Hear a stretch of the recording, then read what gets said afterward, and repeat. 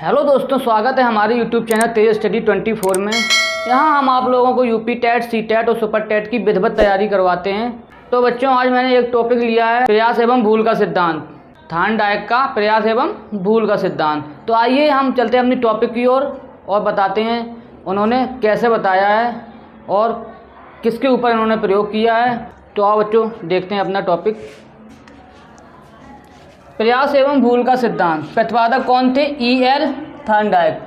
प्रयास एवं भूल का सिद्धांत के प्रतिपादक कौन थे? E.L. थॉर्नडाइक। ये सिद्धांत उन्होंने कब दिया था? 1913 ईस्वी में। ये कहाँ के निवासी थे थॉर्नडाइक? USA के। ठीक है बच्चों। उद्दीपक मतलब स्टिमुलस कौन थी? मछली। प्रयोग किस पर किया था इन्होंने? भूखी बिल्ली पर। देखते हैं बच्चों इन्होंने इस सिद्धांत के बारे में क्या बताया। अब बताते हैं आपको डीपली। देखो, थॉर्नडाइक ने इस सिद्धांत के बारे में बताते हुए कहा कि जब व्यक्ति कोई कार्य सीखता है तब उसके सामने एक विशेष स्थिति या उद्दीपक होता है जो उसे विशेष प्रकार की प्रक्रिया करने के लिए प्रेरित करता है। जैसे कि अब बच्चों इस लाइन का हम बताते हैं क्या अर्थ है। जैसे कि उन्होंने अपने प्रयोग किया था भूखी बिल्ली पर। भूखी बिल्ली क्या? अनुक्रिया। जब उसके बाहर मछली का टुकड़ा रखा था, उद्दीपक, मछली का टुकड़ा क्या हुआ? उद्दीपक। उसको देख के वो उत्तेजित हुई, क्योंकि बिल्ली कैसी थी? भूखी थी। उसको देख के वो उत्तेजित हुई। पिंजरे के अंदर बंद थी तो पिंजरे के अंदर धड़पड़ाई, इधर उधर हाथ पैर मारे उसने। ठीक है बच्चों। हाथ पैर मारने के बाद उसके अंदर एक लीवर था, तो अचानक गलती से वो लीवर उसकी पंजे से दब गया और पिंजरा खुल गया। बिल्ली बाहर आ गई। बिल्ली बाहर आने के बाद भोजन मतलब कि उद्दीपक को प्राप्त कर लिया। फिर उन्होंने क्या बताया? इन्होंने ये प्रयास, पहले बिल्ली ने प्रयास किया कई बार ये कैसे खुलेगा, लेकिन गलती से वो खुल गया। इसीलिए इसे प्रयास एवं त्रुटि का सिद्धांत कहते हैं। ठीक है बच्चों, चलते हैं नेक्स्ट। इस प्रकार एक विशिष्ट उद्दीपक का एक विशिष्ट अनुक्रिया संबंध स्थापित हो जाता है तो उसे उद्दीपक अनुक्रिया सिद्धांत कहते हैं। मतलब विशिष्ट उद्दीपक कौन हुआ? मछली। जिसको ही देख के तो वो उत्तेजित हुई बिल्ली, क्योंकि उसे भूख लगी थी। अब उसके सामने भोजन है तो वो उत्तेजित तो होगी। ठीक है। विशिष्ट अनुक्रिया कौन करेगा? बिल्ली ही तो अनुक्रिया करेगी, तभी तो वो उद्दीपक को हासिल कर पाएगी। ठीक है बच्चों, नेक्स्ट चलते हैं। भूखी बिल्ली ने अपने भोजन यानी कि मछली को प्राप्त करने व पिंजरे से बाहर निकलने के लिए अनेक त्रुटिपूर्ण प्रयास किए। मतलब कि भूखी बिल्ली ने पिंजरे से बाहर निकलने के लिए और मछली थी, उसका भोजन था, उसको प्राप्त करने के लिए कई बार त्रुटिपूर्ण प्रयास किए। मतलब कई बार गलती की उसने। ठीक है बच्चों। बिल्ली के लिए भोजन उद्दीपक का कार्य कर रहा था। वही लाना ही, बिल्ली के लिए उद्दीपक क्या था? भोजन था। भोजन तो उद्दीपक का कार्य कर रहा था और उद्दीपक के कारण बिल्ली प्रतिक्रिया कर रही थी। उद्दीपक मतलब कि जब मछली दिख रही है, उसे भूख लगी है बिल्ली को, तो वो उसे देख के उत्तेजित हो रही थी और प्रतिक्रिया कर रही थी। ये सोच रही थी इसको हम कैसे प्राप्त करें, तो वो उत्तेजित तो होगी। जब जैसे मान लीजिएगा हम हैं और हमें भूख लगी है और मेरे सामने 4 रसगुल्ले रख दिए, तो हम अनुक्रिया तो करेंगे ना। भूख लगी है तो हम उत्तेजित तो होंगे कि ये हमें मिल जाएं। होंगे या नहीं होंगे उत्तेजित? बस यही था उनका सिद्धांत। उन्होंने प्रयास एवं भूल का सिद्धांत, इसीलिए इसको प्रयास एवं भूल का सिद्धांत कहते हैं, क्योंकि वो बार बार प्रयास करती है और बार बार गलती करती है। गलती करने से एक बार उसकी गलती से उसका पंजा है ना, जो वो पंजे से लीवर दब गया। पंजे से लीवर दबने से वो पिंजरा खुल गया और वो बिल्ली बाहर आ गई। उसने आराम से अपना भोजन या उद्दीपक प्राप्त कर लिया। नेक्स्ट चलते हैं बच्चों। नेक्स्ट क्या है? बिल्ली ने अनेक प्रकार से बाहर निकलने का प्रयत्न किया। बिल्ली ने अनेक प्रकार से, मतलब कि हाथ पैर मारे, पिंजरे को काटने लगी अपने दांतों से, मतलब कई प्रकार से बाहर निकलने का प्रयत्न किया। एक बार संयोग से उसके पंजे से लीवर दब गया। एक बार संयोग से मतलब कि एक बार गलती से या संयोग से उसके पंजे से लीवर दब गया।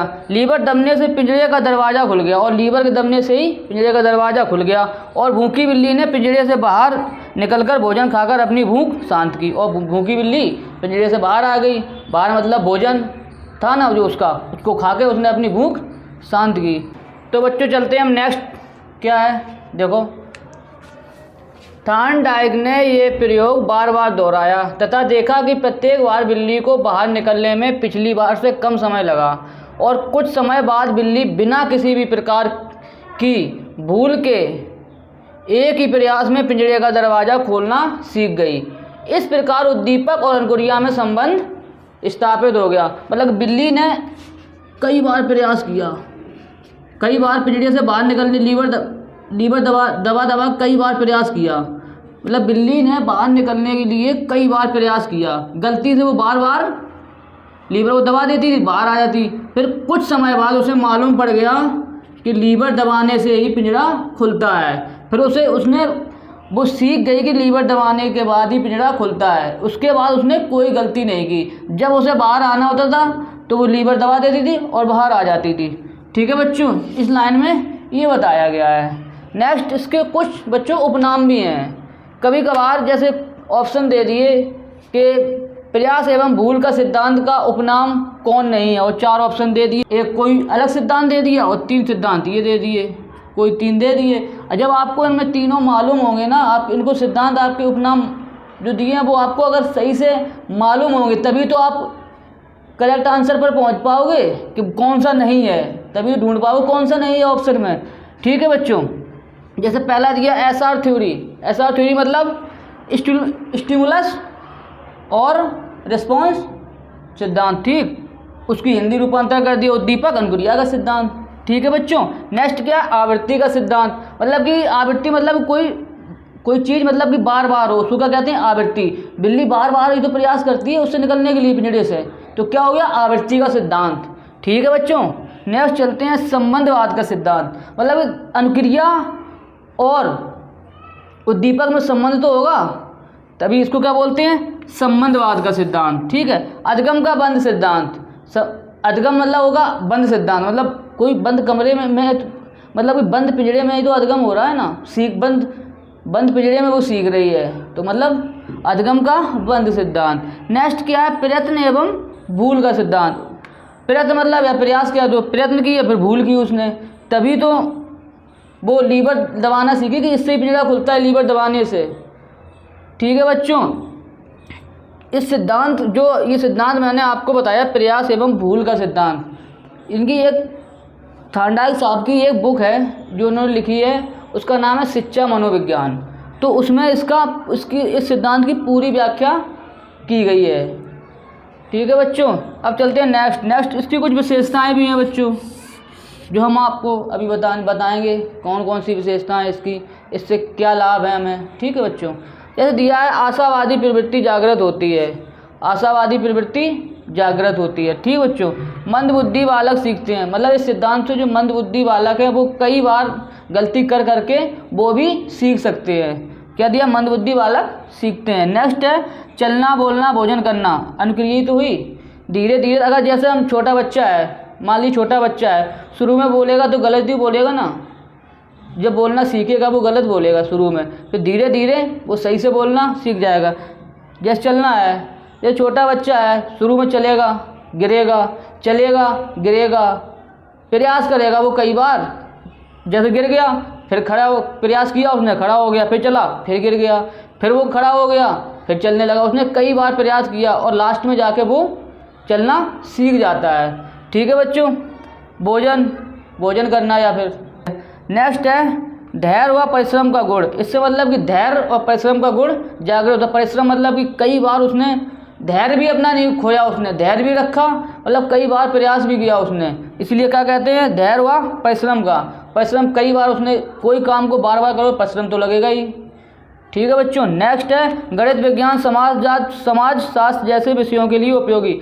गणित विज्ञान, जैसे बाय द वे कोई क्वेश्चन है गणित का, कोई क्वेश्चन है, मैंने उसको हल किया, गलती हो गई हमसे, फिर मैंने उसको एक बार हल किया, फिर गलती हो गई, फिर एक बार हल किया मैंने, इस बार सही हो गया मेरा। तो मैंने मतलब कि कई बार प्रयास किया और कई बार भूल की उस क्वेश्चन को सॉल्व करने में, लेकिन लास्ट टाइम हमें सफलता उस पर मिल ही गई। तो बच्चों मिलते हैं हम नेक्स्ट वीडियो में। आपको डेली एक क्लास मिलेगी करें मेरे यूट्यूब चैनल पे CDP की। ठीक है बच्चों, आज से मैं कंटिन्यू रहूँगा क्योंकि अभी तक मेरा स्वास्थ्य सही नहीं था, तो इसलिए मैं कंटिन्यू वीडियो नहीं बना पाया। अब लेकिन कंटिन्यू रहूँगा आपके बीच में। जय हिंद।